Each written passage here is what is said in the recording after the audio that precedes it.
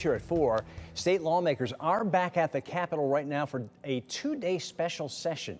They're set to vote on a wide-ranging agenda. First on the docket today, a major housing bill. News 8 political reporter Mike Cerulli following all the action. He is live for us from the state capitol with the latest. Mike. Good evening to you, Darren. You'll remember earlier this year in the regular session, there was a big housing bill that was then vetoed by the governor after it was passed.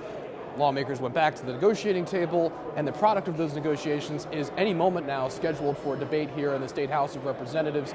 The contours of the debate we've seen today, pretty similar to the ones we saw earlier this year. The Democrats say, look, the state needs more housing. They're introducing some incentive programs, some new requirements on towns in order to prod along that development. Republicans view that array of incentives and requirements as an infringement on the autonomy of local governments. I want to tell you about one key flashpoint in this debate. It's called as-of-right commercial conversions. What that basically means is the state, through this legislation, will tell towns if you have unused commercial property in your town that a developer wants to turn into housing, they will have the ability to do that now with this legislation through an expedited approval process, getting that housing built faster. Here is a flavor of the debate over that principle.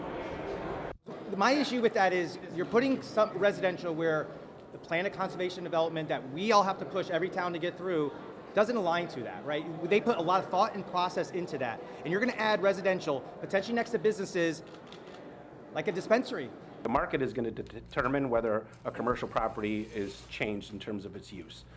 It is as of right, and people need to understand what as of right means. It means you still have to submit an application to the town. You still have to get sign off from their planning department and their engineering department and their zoning department. What it avoids is having to go through a public hearing to essentially have a reuse of an existing property.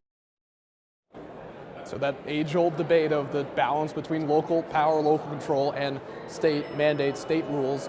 This bill, any minute now, you'll hear a bell ring behind me, and they will vote on it.